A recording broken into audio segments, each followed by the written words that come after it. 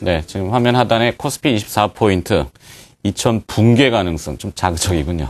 붕괴라는 표현은 뭐 그렇게 쓰지 않는 것이 좋을 것 같은데 일단 뭐 이탈하더라도 곧바로 또 올라올 수도 있는 부분이니까요. 자, 이제 출발 중국 증시 상황 좀 체크해 봅니다. 전일 중국은 HSBC PMI 지수가 발표됐는데 이 기준선인 50을 약간 하회했지만 이전치보다는 올랐다고 합니다. 오늘은 또 어떻게 출발하는지 중국 증시 상승했는데요. 오늘은 출발 알아보도록 하죠.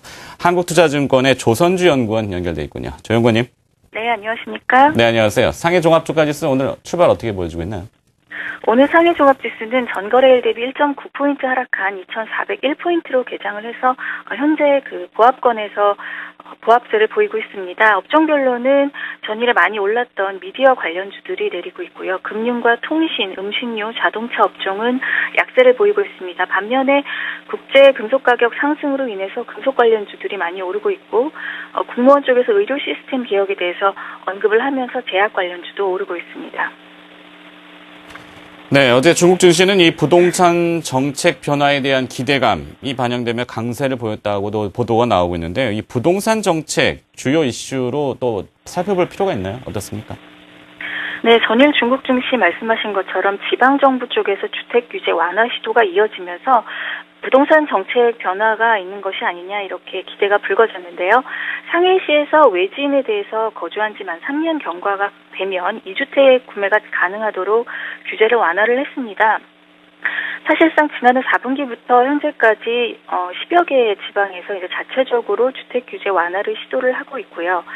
주요 내용은 공적금의 대출 한도나 일반 주택 거래세나 부동산 세 부과의 기준 가격을 높인다든지 주택 구입 제한 가격을 상향 조정하는 그러한 방침이 발표가 됐고 주로 1주택자 구입과 그 실수요층에 초점이 맞춰졌습니다. 이에 관해서 중앙정부는 일부 묵인하는 모습도 보여줬는데요. 그러나 상해시 이번 결정과 같은 경우는 부동산 규제 완화 강도가 좀 높은 것이고요. 현재 언론에서는 중앙정부의 부동산 정책에 반하는 정책이다라고 지금 비난을 하고 나서고 있습니다. 이에 대해서 상해시 쪽에서는 부동산 규제 완화는 아니다 이렇게 일축을 하고 있고 지난 일부 도시의 경우처럼 중앙정부 압력으로 인해서 이것이 철회될지 여부가 지금 시행 여부가 주목이 되고 있습니다. 지방정부의 이러한 시도에도 불구하고 중앙정부 쪽에서는 규제 완화 조짐에는 큰 변화가 없는 것으로 보고 있고요.